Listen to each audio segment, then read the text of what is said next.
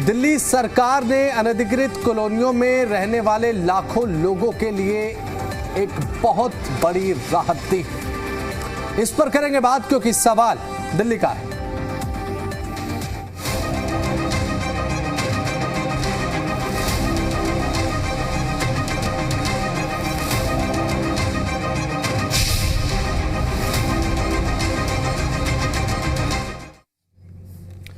तो जैसा कि मैंने आपको बताया कि अनधिकृत कॉलोनियां, अवैध कॉलोनियां आपने अपने आसपास अगर देखी हो, यहां पर रहने वाले लाखों परिवारों के लिए बड़ी राहत की तैयारी अब शुरू कर दी गई है।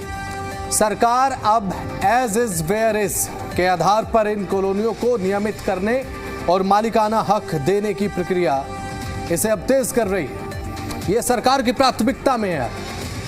योजना की जानकारी केंद्रीय मंत्री मनोहर लाल और दिल्ली की मुख्यमंत्री रेखा गुप्ता साझा प्रेस कॉन्फ्रेंस के माध्यम से दी। सीएम रेखा गुप्ता ने बताया कि इस पहल से करीब 50 लाख लोगों को फायदा मिलने की उम्मीद है। ये जो फैसला लिया गया है, इस पर एक रिपोर्ट मैं आपको दिखाता हूं, उसके बाद अहम सवालों के साथ चर्चा की शुरुआत करूंगा, लेकिन पहले जरा ये रिपोर्ट। दिल्ली के अनधिकृत कॉलोनियों के रहने वाले लोगों के लिए राहत की खबर है। केंद्र की मोदी सरकार ने एक अहम फैसला लिया है जिससे करीब 50 लाख लोगों को फायदा होगा। अब दिल्ली की 1731 अनधिकृत कॉलोनियों में से 1511 कॉलोनियों को जैसा है जहां है के आधार पर नियमित किया जाएगा। इसका मतलब है कि जिन परिवारों ने वर्षों तक अपने ही घर में रहते हुए भी अधिकार नहीं पाए, उन्हें अब कानूनी रूप से अपने घर का हक मिलेगा। 2019 में पीएम उदय योजना लाई गई थी। उस योजना के तहत 40,000 ऑथराइजेशन में दिक्कत आ रही थी। 10 लाख परिवारों के 50 लाख लोगों के लिए शानदार योजना आई है। दूसरी योजना सस्ती आवास व्यवस्था को बढ़ावा देने के लिए लाई गई है। लगभग 50,000 लाभार्थी योजना के तहत लाभान्वित होंगे। सभी तकनीकी त्रुटियों को दूर किया जाएगा। पहले सर्वे डीडी के अधिकारी किया करते थे, अब राजस्व विभाग के पटवारी और तहसीलदार सर्वे करेंगे। 7 दिन में सर्वे की रिपोर्ट देनी होगी और 15 दिन में मेमो देना होगा। दिल्ली के अनधिकृत कॉलोनियों में रहने वाले परिवारों को उपहार 1731 में से 1511 कॉलोनियों को नियमित किया जा रहा है। अनधिकृत कॉलोनियों का एज इज वेयर इज आधार पर नियमितीकरण आवेदन 24 अप्रैल 2026 से ऑनलाइन शुरू होंगे। मुख्यमंत्री रेखा गुप्ता ने इस मौके पर प्रधानमंत्री नरेंद्र मोदी और केंद्रीय शहरी विकास मंत्री मनोहर लाल का दिल्ली की जनता की ओर से आभार व्यक्त किया। सीएम रेखा गुप्ता ने एक्स पर पोस्ट कर लिखा कि आज का दिन दिल्ली के 45 लाख लोगों के जीवन में राहत, सम्मान और अधिकार का नया अध्याय लेकर आया है। आवेदन जो है ऑनलाइन स्वैगम पोर्टल के माध्यम से 24 अप्रैल 2026 से शुरू होंगे। मैं दिल्ली की जनता की ओर से बहुत बहुत बधाई देते हुए दूसरी योजना जो हमारी ट्रांजिट ओरिएंटेड डेवलपमेंट टीओडी की नीति है, वो भी एक शानदार योजना है जो दिल्ली में एक सस्ती आवास व्यवस्था को बढ़ावा देगी और सार्वजनिक परिवहन जैसे हमारे मेट्रो है, आरआरटीएस है, इसके आसपास जितने भी हाई डेंसिटी और मिक्स्ड यूज डेवलपमेंट है उसको बढ़ावा मिलेगा और भूमि का ऑप्टिमल यूटिलाइजेशन होगा, बेहतर कनेक्टिविटी होगी और शहरी जीवन की गुणवत्ता में सुधार आएगा। वहीं केंद्रीय मंत्री मनोहर लाल ने कहा कि 2019 में अवैध कॉलोनियों के लिए पीएम उदय योजना केंद्र सरकार ने शुरू की थी, लेकिन दिल्ली में अलग दल की सरकार थी, इसलिए इस योजना का लाभ लोगों को नहीं मिल सका। अब तो जो बना है उन कॉलोनियों को पास किया है और आज के बाद जो कॉलोनियों में मकान बनेंगे उनको दिल्ली नगर निगम से इजाजत लेनी होगी। पुराने मकानों को भी दिल्ली नगर निगम की शर्तों के मुताबिक काम करना होगा। टीओडी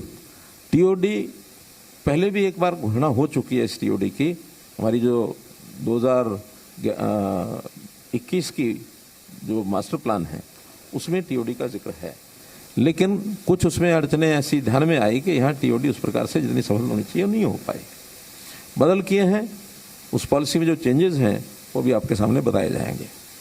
ऐसे ही रेगुलराइजेशन 2019 के अंदर पीएम उदय नाम से हमने मालिकाना हक देने के लिए एक्ट बनाया, लेकिन मालिकाना हक का एक्ट बना, रेगुलराइजेशन करने का काम वो नीचे के सरकारों का था, वो रेगुलराइजेशन के लिए आगे नहीं बढ़ पाए।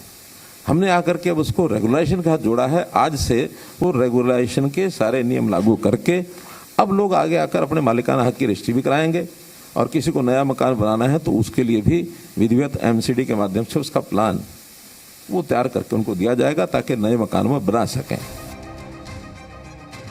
जहां अवैध झुग्गियों पर पहले बुलडोजर चल रहे थे, वहीं अब जैसी है जहां है होगा आधार। देखना यह होगा कि 50 लाख लोगों के जीवन में बाहर कब तक आ पाती है और रेखा सरकार के इस फैसले का दूरगामी परिणाम क्या पड़ता है। ब्यूरो रिपोर्ट, जी मीडिया। तो चलिए इसी के साथ अब सवाल आपके सामने रखता हूं। सवाल क्या उठते हैं? 1511 अनधिकृत कॉलोनियां कब तक नियमित होंगी? इसका रोड मैप आखिर क्या रहेगा? समय सीमा क्या रहेगी? क्या दिल्ली में डबल इंजन की रफ्तार से सरकार काम कर रही है इस दिशा में? और सवाल नंबर 3, क्या 50 लाख लोगों के जीवन में रेखा सरकार इस माध्यम से बाहर ला पाएगी? ये बड़ा सवाल है। ये 3 सवाल जिनके इर्द गिर्द हमारी आज की चर्चा रहने वाली है और हमारे साथ हमारे खास मेहमान जुड़ चुके हैं।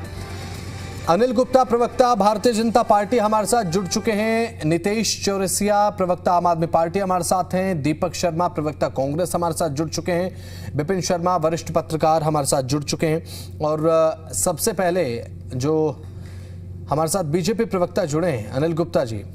तो गुप्ता जी, आपके पास मैं आना चाहूंगा। अभी अनधिकृत कॉलोनियों को वैलिड करने पर सरकार काम कर रही है और 1511 अवैध कॉलोनियां जिन्हें अब सरकार वैध कराने के लिए काम कर रही है। मैं ये जानना चाहता हूं आपसे, इसमें कितना समय लगेगा? कोई डेडलाइन सरकार की तरफ से ऐसी जैसे लेकर आप कहें कि इतने समय में हम कर देंगे काम, बिल्कुल प्रैक्टिकली? जी नमस्कार आपको, सभी दर्शकों को नमस्कार।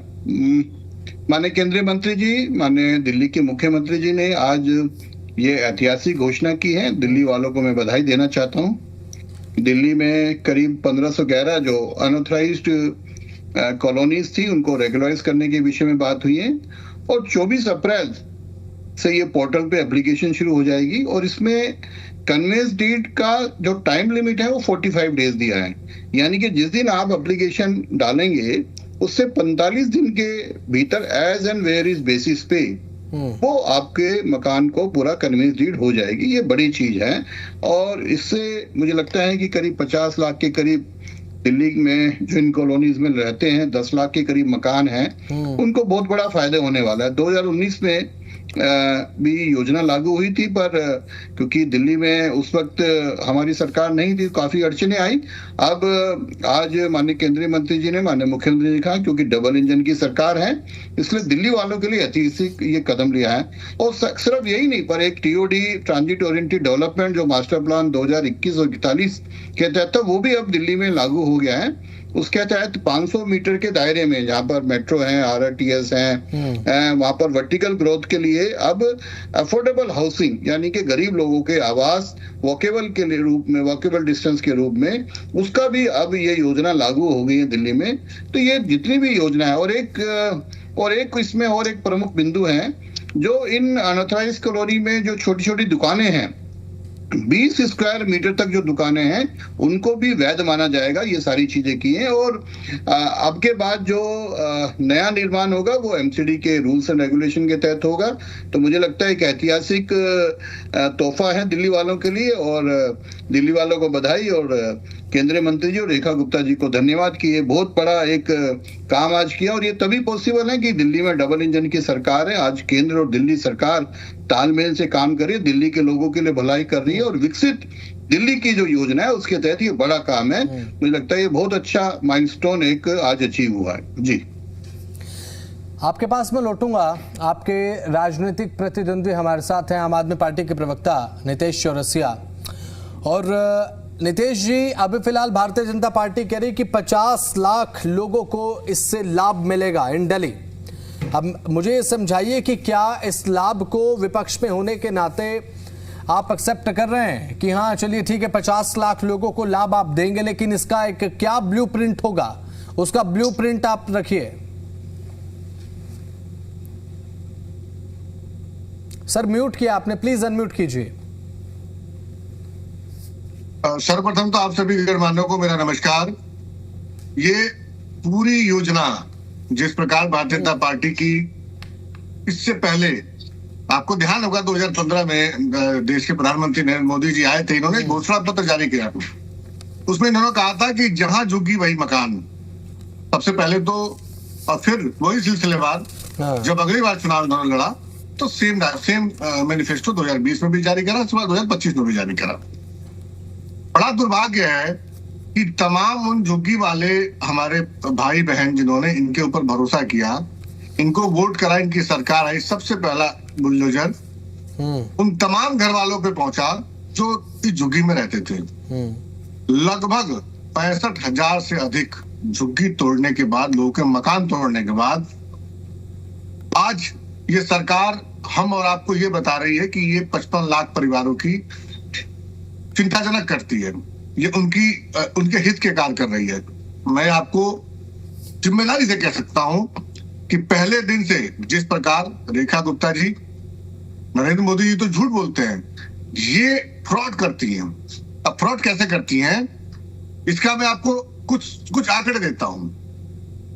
पीएम उदय योजना की 2019 के समय में लॉन्च करी गई थी।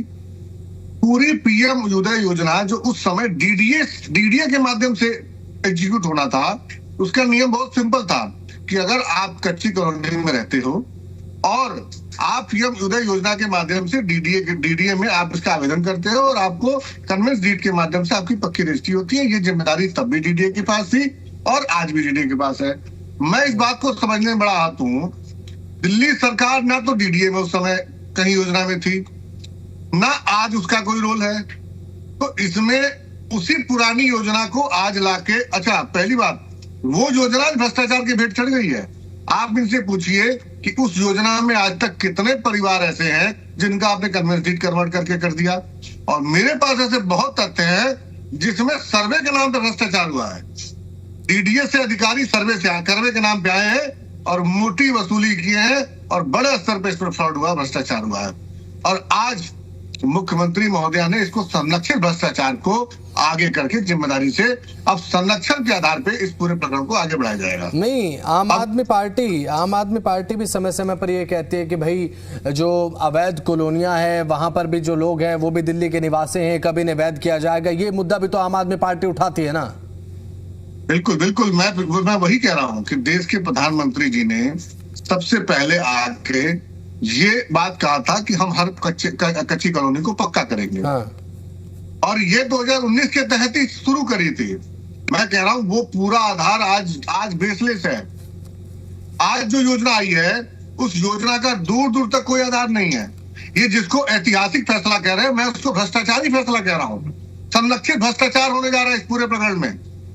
और जिसको ये लाभांकित कर रहे हैं, अगर इनकी नीयत साफ होती, अगर ये सच में इनकी नीयत साफ होती और इस योजना को सच्चे मन से लागू करना चाहते, तो पहले जहां झुग्गी वहां मकान की योजना लागू करते।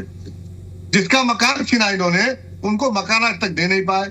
ये नई झूठ की एक नई निवाज शुरू कर दी, भ्रष्टाचार की एक नई निवाज शुरू कर दी, और यहाँ से एक बहुत बड़े स्तर पे अंबार शुरू होगा भ्रष्टाचार का, जो आपने पीएम उदय में देखा है, जिसको अभी तक लागू करते हुए भी इनके अगर रेशियो देखेंगे, आंकड़े देखेंगे, मैं तो आप मांग करता हूँ गुप्ता जी, अनिल जी यहीं पे हैं, पीएम उदय योजना में अब तक कितने लाभार्थी ऐसे थे जिनको आपने कन्वर्ट कर दिया, जिनको आपने पक्का मकान का कन्वेंशनल डीड दे दिया, आप बताए ना।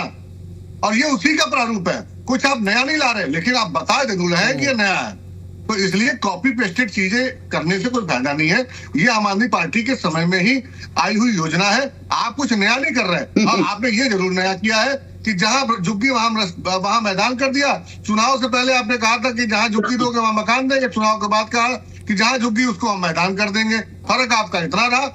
इसलिए दिल्ली की जनता बड़े अच्छे से समझती है कि आप जो कहते हो वो कतई नहीं करते हो, आप सिर्फ और सिर्फ आप संरक्षित भ्रष्टाचार करते हो, चाहे वो स्कूल के फीस के माफियाओं को लेके हो गए, चाहे रेस माफियाओं को लेके हो गए। चलिए ठीक है, आपके पास मैं लौटूंगा। हमारे साथ दीपक शर्मा, कांग्रेस प्रवक्ता। मुझे 2 मिनट देंगे आप? सर आपके पास लौटूंगा मैं, दीपक शर्मा की तरफ जा रहा हूँ, प्रवक्ता कांग्रेस हमारे साथ है। अब दीपक जी, मैं आपसे समझना चाहता हूं कि अब भारतीय जनता पार्टी के प्रवक्ता ने कहा कि हम लाखों लोगों को लाभान्वित करने की दिशा में आगे बढ़ रहे हैं। विपक्ष की तरफ से अपने तमाम आरोप लगाए जा रहे हैं कि पीएम उदय योजना के लाभान्वित जो लोग हैं उन्हें कन्वर्ट कर दिया गया और सरकार अपनी वाहवाही लूटने में लगी है। हमने जो काम किए फीता काटने के लिए भारतीय जनता पार्टी क्रेडिट सीकर के तौर पर दिखाई दे रही है। ये तमाम बातें आम आदमी पार्टी के प्रवक्ता कहते हुए नजर आए। दीपक शर्मा की इस पर क्या राय है, क्या सोचते हैं दीपक शर्मा कि दिल्ली के लोग इन अनधिकृत कॉलोनियों के पूरे तरीके से वैध होने पर कैसे लाभान्वित हो रहे हैं? जी बसंत जी, आपको नमस्कार। जी दिल्ली एनसीआर के सभी दर्शकों को मेरा नमस्कार। आज का जो विषय है वो बेसिकली अगर हम इसको कहें पुराना प्रोडक्ट नया लिफाफा, सब कुछ चीजें अगर आप देखें तो घोषणाओं का एक और क्रम है। अगर आप देखें घोषणाएं, सवाल इस बात का होता है कि कोई भी घोषणा होती है उसका कार्यान्वयन किस प्रकार से होता है, लोगों के जीवन में किस प्रकार से वो चेंज लेके आती है। अगर आप देखें तो ये क्रम चुनाव पूर्व ही शुरू हो गया था, जो जब भाजपा ने कहा था जहां झुकी वहीं मकान, और उसके बाद में जैसे चुनाव बीता उसके बाद में कितनी झुग्गियां टूटी और उसके बाद में किस तरह से भाजपा का रंग और ढंग दोनों ही बदल गए। उन्होंने तरह तरह के तर्क भी दिए इसके ऊपर, सेफ्टी की बात भी की, नॉर्म्स की बात भी की, लेकिन चुनाव पूर्व वो ना नॉर्म्स थे ना वो सेफ्टी की बात थी।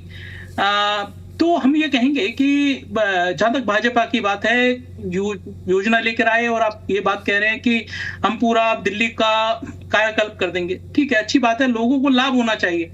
हम इसको सकारात्मक रूप से लेते हुए कहना चाहते हैं कि लोगों को, जनता को उसका लाभ होना चाहिए। लेकिन केवल और केवल आप राजनीति जो करते हैं और राजनीति के तहत बेसिकली चीजों को, पीछे की चीजों को छोड़ देते हैं और आगे नई चीजें जोड़ देते हैं, जिससे कि पुरानी चीजों से ध्यान हट जाए और आगे की तरफ घोषणाओं का एक नया चक्रव्यूह आप सामने रख देते हैं कि लोग उसके अंदर ही उलझ के रह जाएं कि नई घोषणा में क्या आया। सवाल ये कि पिछली जो आपने घोषणाएं की थी, अब पीएम उदय की बात भी हो रही है, 2019 के अंदर आई थी, तो उसके अंदर एक बात तो अच्छी है कि उसमें लाए थे और उसके लिए उसमें जो घोषणाएं की गई थी बहुत अच्छी अच्छी घोषणाएं थी, उसके अंदर विजन भी दिया गया था। लेकिन सवाल ये कि विजन का कार्यान्वयन कैसे हुआ, जो मिशन बनाया था क्या मिशन अचीव हो गया, उसके बारे में भाजपा को सबसे पहले आंकड़े साझा करने चाहिए। इतने लंबे समय में कितना लाभ लोगों तक पहुंचा, कितने लोग लाभान्वित हुए, कितनी डीड्स हुई, ये तो आंकड़ा उनके पास होगा ना।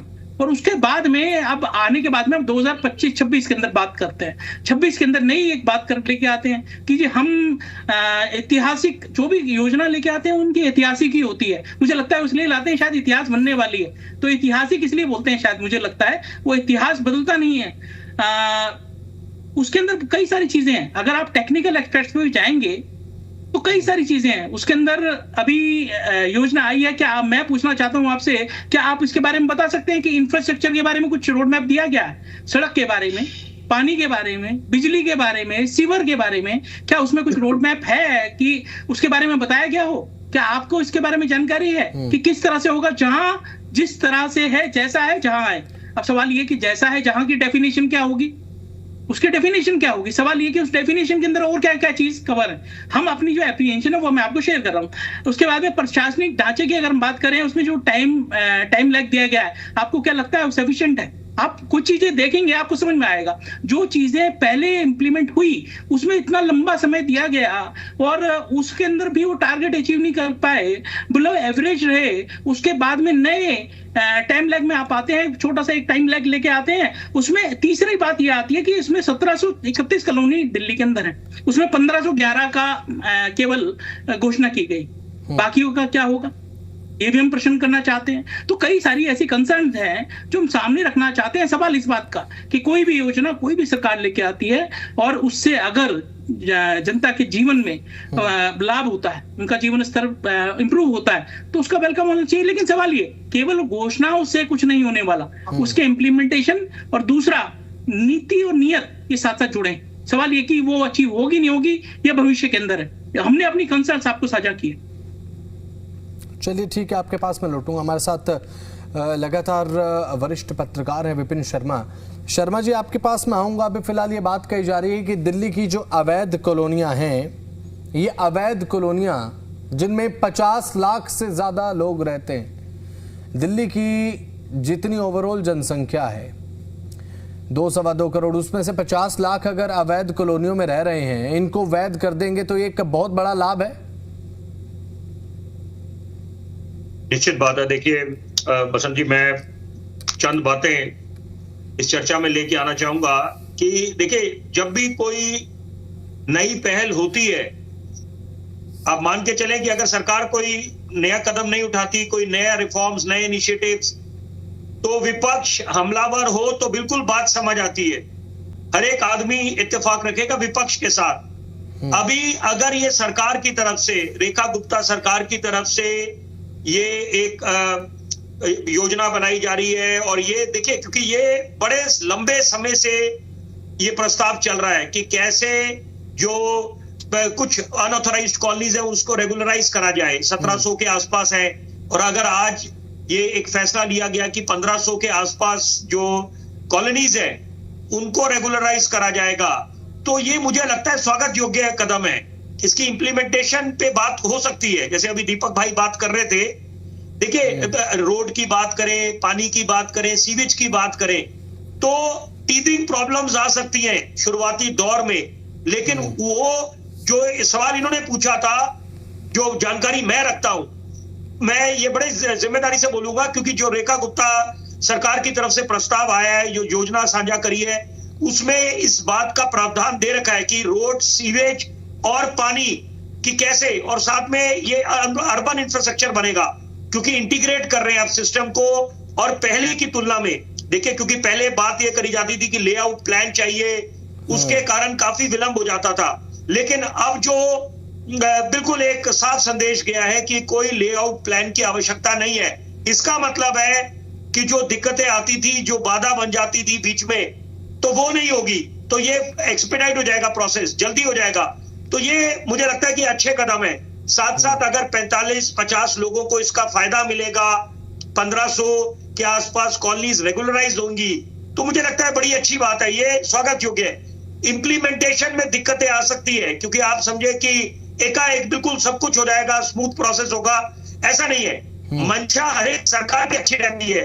मैं बड़ी इसमें जरूरी बात जोड़ना चाहूंगा बसंत जी, क्योंकि मैं अंग्रेजी अखबारों के साथ जुड़ा रहा हूं और शीला दीक्षित जी को कई मर्तबा मिलता था, और मैं इस बात का कई बारी चर्चा में जिक्र कर चुका हूं। तो तभी होता था, अगर मैं मिसाल के तौर पे 3 एफ्लुएंट कॉलोनीज की बात करूं, जो बोला जाता है, एक फ्रेज है affluent unauthorised colonies, Anantram dairy, Mahindru enclave और सैनिक फार्म्स, तो वो अलग बात है कि उसको किस श्रेणी में डाला गया है, वो तो गुप्ता जी उस पर और रोशनी डाल सकते हैं कि भाई क्या लैंड यूज वायलेशन हुए, क्या हुआ है, अभी इस समय क्या स्टेटस है, अभी उसकी जानकारी मुझे नहीं है, क्योंकि वो भी एक सवाल बना हुआ है कि वो किस श्रेणी में है, क्या उनको भी इस दायरे में लिया गया है, पहली बात।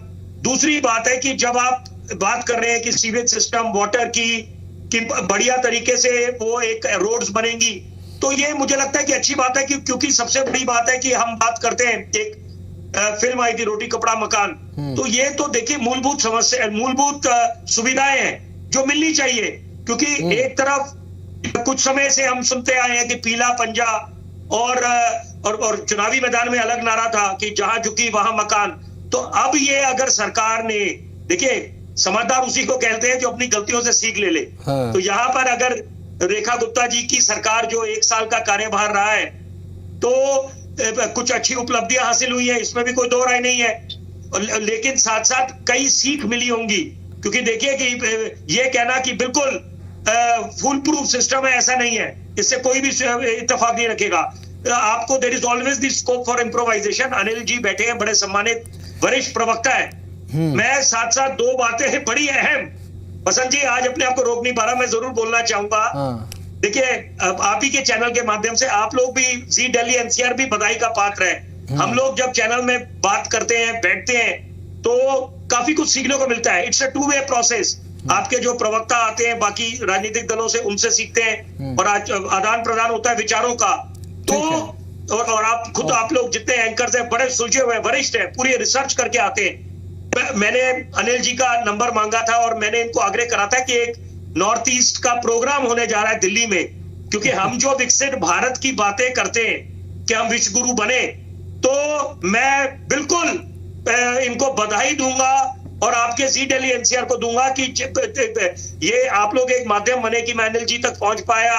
और उसके बाद हमने जो वेस्ट दिल्ली की जो सांसद है, उनको हमने आमंत्रित करा और वो आई कार्यक्रम में। चलिए ठीक और है सर, मैं अद्भुत आपके पास मैं लौटूंगा जरूर। मैं बस एक चीज जोड़ूंगा कि बहुत कुछ सीखने को मिला कि जो नॉर्थ ईस्ट का जो मोपिन फेस्टिवल हुआ, तो ये मुझे लगता है कि सोच वहां भी जानी चाहिए। मैं अनिल गुप्ता जी से सवाल ये करना चाहता हूं। अब गुप्ता जी मुझे एक बात बताइए कि 1511 अनधिकृत कॉलोनियों को आप कह रहे हैं कि हम वैध करेंगे, और मुझे ये बताइए कि अभी जो वैध कॉलोनियां हैं वहां भी कुछ जो बुनियादी सुविधाएं हैं, या फिर बात अगर मैं गलियों की कर लूं, सड़कों की कर लूं, इसके अलावा पानी की सप्लाई को लेकर कर लूं, तो इसे लेकर भी आपके लिए आपको लगता है कि कोई चैलेंज होने वाला है ऐसा कुछ? क्योंकि अभी तक जो कॉलोनी पूरी तरीके से वैध हैं, जो लीगल हैं, वहां भी ये चैलेंजेस अभी तक पूरे तरीके से कंप्लीट नहीं हो पाए। इन चैलेंजेस से अब पार नहीं पा पाए, ये आप भी जानते हैं। बसंत जी, आपने सही विषय उठाया और मुझे थोड़ा समय चाहिए डिटेल में बात करने की। हाँ, जो भाषा आम आदमी पार्टी के प्रवक्ता ने कहा, झूठ बोलना और बाकी चीजें, ये शोभा नहीं देती माननीय प्रधानमंत्री और माननीय मुख्यमंत्री के विषय में ये बातें कहना। अभी देखिए, जितनी भी ये अनऑथराइज कॉलोनी है, ये मोस्टली कांग्रेस के रूलिंग के टाइम में बनी, मोस्टली खेतों को काट के बनी।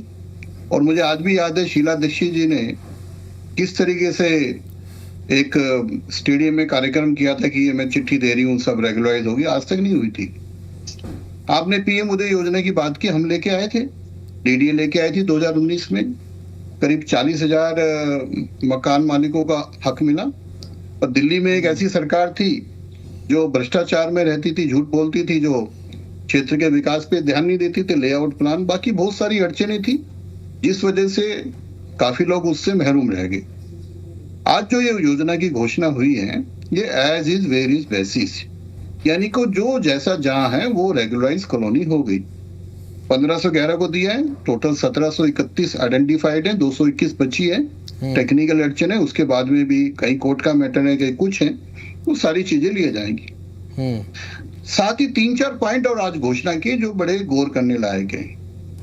10 साल में केजरीवाल साहब ने करीब 50,000 से ज्यादा गरीबों के लिए राजीव आवास योजना के जो फ्लैट बने हुए थे बवाना नरेला की तरफ, वो खंडर हो गए, इन्होंने गरीबों को अलॉट नहीं किए।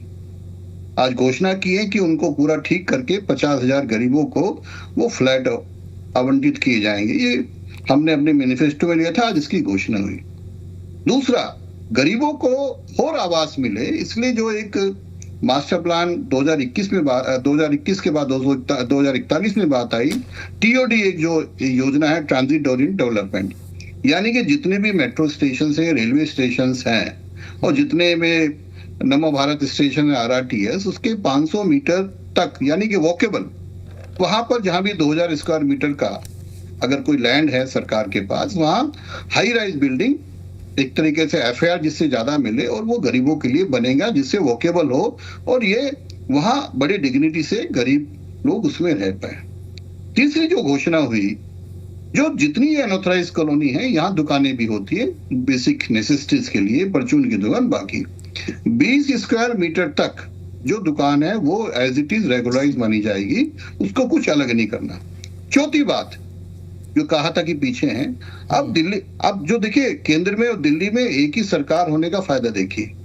माननीय केंद्रीय मंत्री जी ने घोषणा की है कि ये सारा काम अब दिल्ली की सरकार, दिल्ली का रेवेन्यू डिपार्टमेंट करेगा, और टाइम बाउंड मैंने 45 दिन में आवेदन से वो उसकी कन्वेंस डीड हो जाएंगी, यानी कि लिमिट कर दिया है। 24 अप्रैल से पोर्टल खुलेगा, आप अपना अप्लाई कीजिए, दिल्ली की जो रेवेन्यू डिपार्टमेंट के तहसीलदार रजिस्ट्रार हैं उसको चेक करके 45 दिन के अंदर आपकी, यानी कि देयर इज नो बाईपासिंग, 45 दिन में आपकी हो जाएगी। अब आखिरी बात सुनिए आप, जब ये कॉलोनी रेगुलराइज हो गई तो जो भी पार्षद का, विधायक का या बाकी डेवलपमेंट का फंड जो अभी लगने में दिक्कत आती थी वो संपूर्ण लगेगा। आपने ठीक कहा कि लेगेसी में हमारे को ऐसी चीजें मिली कि अभी बहुत जगह नाली की, पानी की दिक्कत है, 1 साल हुआ हमें। आप देखिए इस बार का जो रेखा गुप्ता सरकार ने बजट दिया, ऐतिहासिक दिया, 1,03,700 करोड़ का, उसमें करीब 30,000 करोड़ पहली बार हुआ दिल्ली के इतिहास में, 30,000 करोड़ कैपिटल एक्सपेंडिचर डेवलपमेंट के लिए दिया है। आप मान लीजिए दिल्ली के 1450 स्क्वायर किलोमीटर के लिए जो आज तक नहीं, मुझे याद है शीला दीक्षित के टाइम 18,000 19,000 करोड़ का मुश्किल से बजट होता था। आज 30,000 करोड़ इस साल में दिल्ली के विकास के लिए खर्च होगा, यानी कि बेसिक इंफ्रास्ट्रक्चर हो, सड़कें हो, पानी हो, ड्रेन हो, वो सारी चीजों, पहली बार इतना बजट की घोषणा हुई है, ये इस बजट में हुई है। तो ये सारी कॉलोनी चाहे जो अब रेगुलराइज होने वाली है, जो पहले से रेगुलराइज है, उन सब में होगा। जब खर्चा होगा तो डेवलपमेंट भी होगी। हमने तो हमेशा से कहा है कि हमें ऐसी दिल्ली मिली है, हम उसे विकसित दिल्ली बनाना है। हमने तो ऐसी दिल्ली मिली है जब पानी की 10-11 साल में आप देखिए एक बूंद पानी की क्षमता नहीं बढ़ाई। 950 MGD, आज भी 950, हमने उसको 1300 का टारगेट लिया है। आप ड्रेन की बात कीजिए, ड्रेन का क्या हाल था। आप यमुना की बात कीजिए, आप बाकी चीजों की बात कीजिए, हवा की बात की, आज सारी चीजों को सुधारना शुरू हो गया है। इस साल का रिकॉर्ड देखिए, 200 दिन हमें स्वच्छ हवा मिली है। पहले की स्थिति देखिए, बहुत सारी चीजें इतना ही इनहेरिटेंस में, इतना खराब हालत में दिल्ली मिली है। उसको विकसित दिल्ली बनाने में हम धन्यवाद करते हैं माननीय मोदी जी का और रेखा गुप्ता जी के विजन को कि 5 साल में हम दिल्ली को बिल्कुल विकसित दिल्ली बनाकर ही रहेंगे। और हमें कॉपरेशन भी मिल रहा है। जहां एक तरफ केजरीवाल साहब रोजाना लड़ाई करते थे, अब पीएम उदय योजना जो 2019 में थी, केजरीवाल साहब ने सपोर्ट नहीं किया, ना लेआउट में किया, ना किसी चीज में किया। आज आप देख लीजिए बुराड़ी का क्या हालत है, आज आप किराड़ी का हालत देख लीजिए। 10-10 साल से इनके, 15-15 साल से इनके विधायक के क्या हालत। तो ऐसी सारी कॉलोनी में हम लोग संपूर्ण दिल्ली का विकास चाहते हैं और बिल्कुल बिना किसी भेदभाव के सब जगह विकास होगा। बजट का ही भरोसा नहीं। ठीक है, मैं आपके पास में लौटूंगा। एक सवाल मेरे, मैं आपके पास लौटूंगा। हमारे साथ जो विपिन शर्मा जी है, आपके पास में लौटूंगा आखिर में। अभी नीतीश चौरसिया हमारे साथ प्रवक्ता आम आदमी पार्टी के लगातार बने हुए हैं और हाथ उठा रहे थे, कुछ कहना चाहते। मैं एक और चीज समझना चाहता हूं चौरसिया जी आपसे, वो ये कि क्या उसके बाद रजिस्ट्री कराना, मालिकाना हक दे देना, ये बातें बहुत ज़्यादा सुनहरी तो लगती हैं सुनने में भी, देखने में भी जब आप सुनते हैं, लेकिन जब आप ऑन ग्राउंड बात करते हैं तो बहुत सारे चैलेंजेस सरकार के सामने नहीं, उन लोगों के पास होंगे जो ये कहेंगे कि भाई हमें मालिकाना हक दीजिए। इतनी ज़्यादा जटिलताएं होती हैं, बहुत ज़्यादा। बिल्कुल, ये तो एक मत है, लेकिन अभी मैं गुप्ता जी की बात बड़े धैर्य से सुन रहा था। मैं अभी तक इस चीज को आकलन नहीं कर पाया कि जो 2019 का टारगेट था, जो केंद्र सरकार डीडीए, जो कि केंद्र सरकार के अधीन आने वाली संस्था है, जिसका आवेदन डीडीए लेती थी, और दिल्ली में लैंड का पूरा कंट्रोल, लैंड सर्विस और पुलिस, ये स्पष्ट तौर से केंद्र सरकार के अधीन था। ना ये आज इसका बदलाव हुआ है, ना ये 10 साल पहले का कोई बदलाव था। मैं अभी तक इस बात को नहीं समझ पाया, या तो पीएम उदय योजना झूठी थी, या तो आज जो योजना की घोषणा हुई है, या तो ये झूठी है, या तो उस योजना में कमी थी, या तो ये योजना जो आपने दी है इसमें कुछ लेकिन है। अब मुझे अभी तक एक बात स्पष्ट कर दीजिए, एक चीज बड़ी स्पष्ट जानना चाहता हूँ। आपने कहा 40,000 आवेदन थे, एक तरफ से आप कह रहे हैं कि 50,000 लोगों को लाभान्वित कर रहे हैं। बार बार ये कह देना कि पिछली सरकार, आप तो 12 साल से केंद्र की राजनीति में हो, और केंद्र का ऐसा कौन सा काम है जो दिल्ली सरकार रोक सकती है? ये तो किताबी झूठ बोल रहे हो आप। मुझे आप उकसा रहे हो कि मैं ऐसे शब्दों का प्रयोग करूं जो आपको भी आहत हो और आपकी पार्टी को भी आहत हो। तीसरी बड़ी प्रमुख बात, आपने कहा कि 50 लाख लोगों को इससे लाभ मिलेगा। चलिए आपकी बात एक बार को मान भी लेते हैं। जो 1.5 करोड़ की आबादी बच रही है, आज भी वो 1.5 करोड़ की आबादी पिछले 1 साल में, और ये सबसे ज्यादा समस्या पिछले 1 साल में आई है, और उम्मीद इसलिए भी सबसे ज्यादा थी क्योंकि 4 इंजन की सरकार थी, और हमारी दिल्ली की मुख्यमंत्री आदरणीय रेखा गुप्ता जी ने हमें यहां तक दिल्ली वालों को आश्वस्त कर दिया था कि इस बार की बारिश में पानी लग के दिखाए। आपको बताते हुए मुझे हैरानी हो रही है, दिल्ली का ऐसा कोई कोना नहीं बचा था जहां लोग पानी में तैर नहीं रहते। सड़कें जो गाड़ियां हैं वो पानी में डूबी हुई थी। बीच एक बड़ी जानकारी सामने आ रही है, बहुत जरूरी बात कह रहा हूं। एक बड़ी खबर बता दें, सामने आ रही है दिल्ली से, जहां पर उच्च स्तरीय बैठक में मुख्यमंत्री रेखा गुप्ता ने सीधे निर्देश दिए हैं, तय समय में बजट के सभी विकास कार्य पूरे करे विभाग। ये कहना मुख्यमंत्री का, मुख्यमंत्री निर्देश देते हुए नजर आए। सीएम प्रगति पोर्टल से सभी विभागों के विकास कार्यों पर पैनी निगाह रहेगी, निगरानी की जाएगी। विभागों को स्पष्ट टाइमलाइन और समन्वित कार्य योजना के साथ आगे बढ़ने के निर्देश भी दिए गए हैं। तो सीधे तौर पर आज जो रेखा कैबिनेट की बैठक देखने को मिली, उच्च स्तरीय बैठक में मुख्यमंत्री रेखा गुप्ता के सभी विभागीय अधिकारियों को सीधे निर्देश, तय समय में बजट के सभी विकास कार्यों को पूरा किया जाए और सीएम प्रगति पोर्टल के माध्यम से सभी विभागों के जो विकास कार्य हैं, जो तमाम विभागों के अंडर आते हैं, उनको अच्छे तरीके से मॉनिटर किया जाएगा और हर एक अधिकारी जवाबदेह होगा। इसके लिए सीएम प्रगति पोर्टल से निगाह रखी जाएगी। तो इसी के साथ चर्चा पर वापस लौट रहे हैं आम आदमी पार्टी के प्रवक्ता, कुछ कह रहे हैं। पहले बात पूरी कीजिए, उसके बाद आगे बढ़ूंगा सर। मेरा बड़ा सिंपल सवाल था कि पिछले 50 जो आपकी बात अगर लाभांकित की बात करते हैं कि 50 लाख लोग लगभग इससे लाभांकित हो गए, ऐसा हम उम्मीद करते हैं, हम मान लेते हैं कि आप 50 लाख लोगों को लाभांकित कर देंगे। मगर पिछले 1 साल की जो अभी तक की सरकार की कार्यकाल रही है, मुख्यमंत्री रेखा गुप्ता जी ने स्पष्ट तौर से दिल्ली वासियों को ये आह्वान किया था कि इस बार की बारिश में पूरी दिल्ली में कहीं पानी नहीं लगेगा। मगर बड़ा दुर्भाग्य है कि दिल्ली का ऐसा कोई कोना नहीं था जहां पानी नहीं लगा था। फिर दूसरी बड़ी प्रमुख बात, इसी 4 इंजन की सरकार में अभी तक इतनी सरकार की लापरवाही की वजह से इतनी मौतें नहीं हुई थी जितनी सरकार में मौत हुई है। मैं कह रहा हूँ, आप लाखों नहीं करोड़ों का बजट ले आओ, स्वागत है। आप कौन से कैपिटल एक्सपेंडिचर की बात करते हो जब आपका मौके पे एक फायर ब्रिगेड का सीढ़ी नहीं खुल पाता, तीसरे मंजिल तक आपकी सीढ़ी नहीं जा पाती, और सरकार इस बात को छिपाने के लिए लीपापोती करती है और गड्ढे में गिरने से लोगों की मौत हो जाती है, खुला गड्ढा, जबकि लोग को पता है कि वो दिल्ली जल बोर्ड का काम चल रहा है और आप इसको मैनेज नहीं कर पा रहे हो। और जब हम इसको एक्सपोज करते हैं तो आप उस पर सवाल उठाते हो।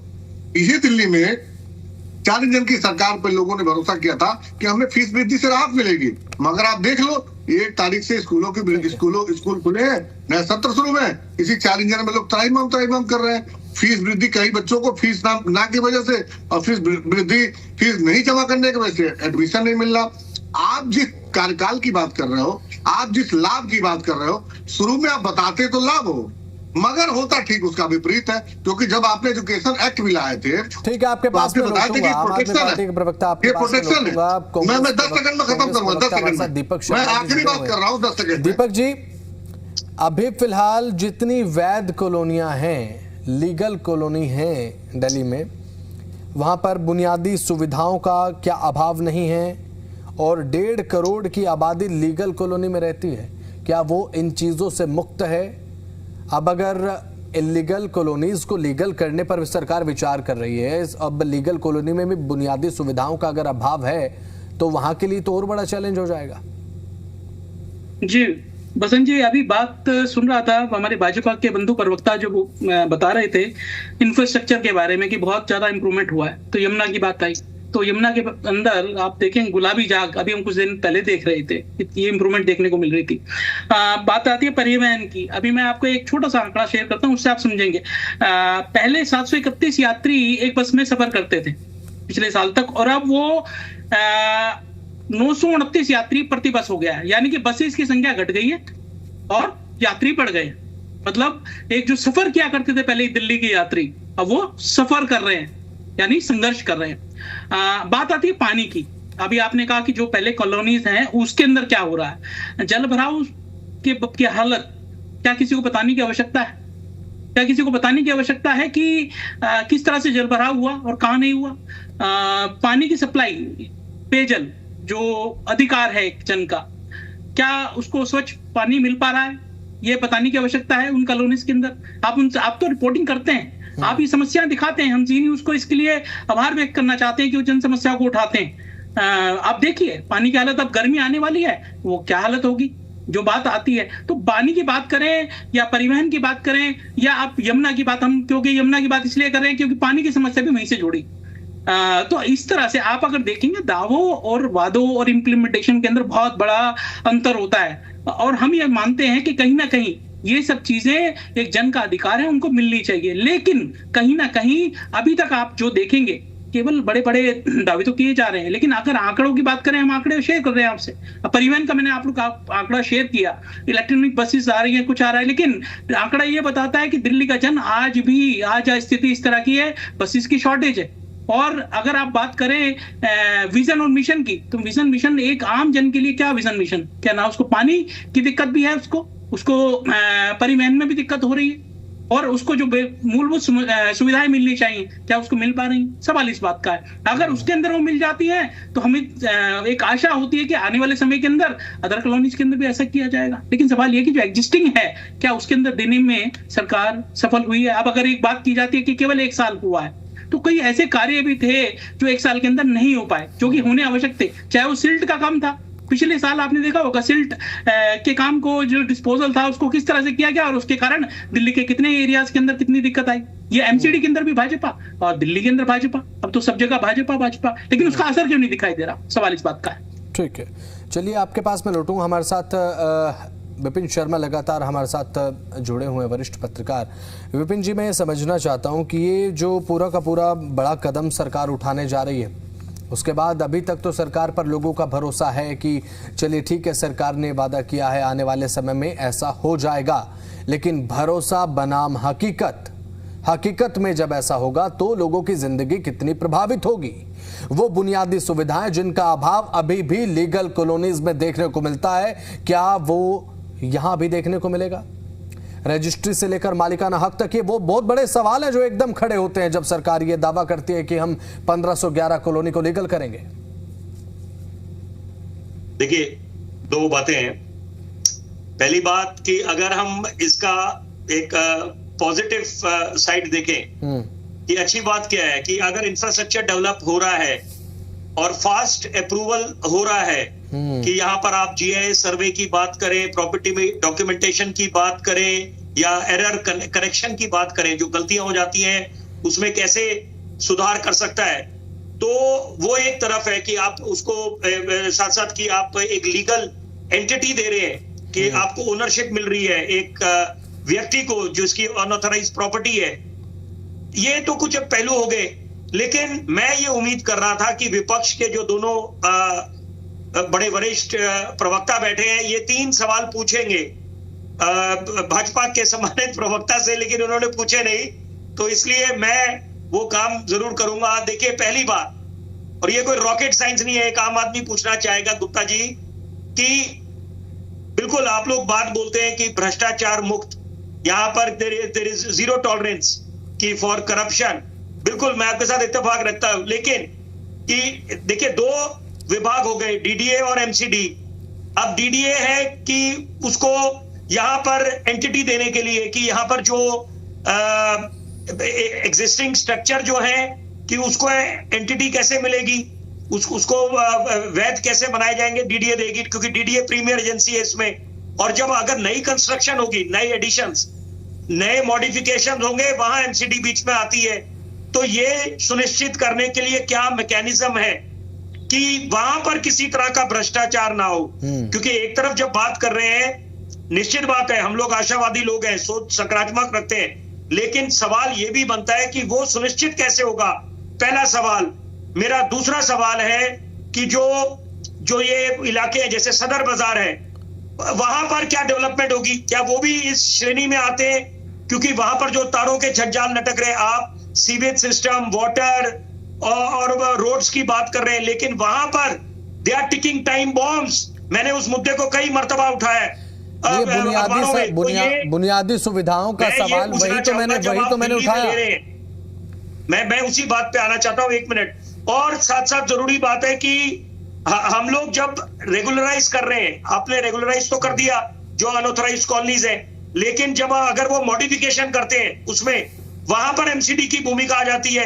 तो मेरा सवाल ये है, एक आम आदमी पूछना चाहेगा कि जो एग्जिस्टिंग स्ट्रक्चर्स गुप्ता जी खड़े हुए हैं ऑलरेडी, जिनको डीडीए की तरफ से बिल्कुल एक उसको वैध करार कर दिया जाएगा, जो अब नई योजना आई है, उसके क्या मापदंड है? क्योंकि क्या वहां पर कुछ मैकेनिज्म नहीं होना चाहिए कि अगर उसमें ऑलरेडी कुछ डिफेक्ट्स हैं? क्योंकि कई मर्तबा दिल्ली में देखा गया है कि अगर बिल्डिंग नीचे गिर रही है तो कितना जान मान को नुकसान हुआ है, तो क्या उसमें किसी तरह की स्टडी नहीं होनी चाहिए कि आप पहले एकाएक आप उसको अगर दे रहे? अच्छी बात है, पहल अच्छी है कि रेगुलराइज होना चाहिए, क्योंकि कई सालों से ये सिर्फ सुनने को मिल रहा है कि रेगुलराइज करेंगे अनऑथराइज्ड कॉलोनीज को, ठोस कोई कदम नहीं उठाए गए हैं। और पीएम मुद्दे के तहत अगर ये हो रहा है तो हम लोग इंतजार करेंगे अमल कैसे होगा। साथ साथ कि जो मैंने सवाल आपसे पूछे मैं जरूर चाहूंगा कि उस पे चलिए आप ठीक है, आपके सवाल का मैं जवाब ले दें, लेता हूँ। ताकि हमारे साथ बिल्कुल भारतीय जनता तस्वीर पार्टी के साफ हो प्रवक्ता जाए। गुप्ता जी हैं, मुस्कुरा भी रहे हैं। जी बताइए गुप्ता जी।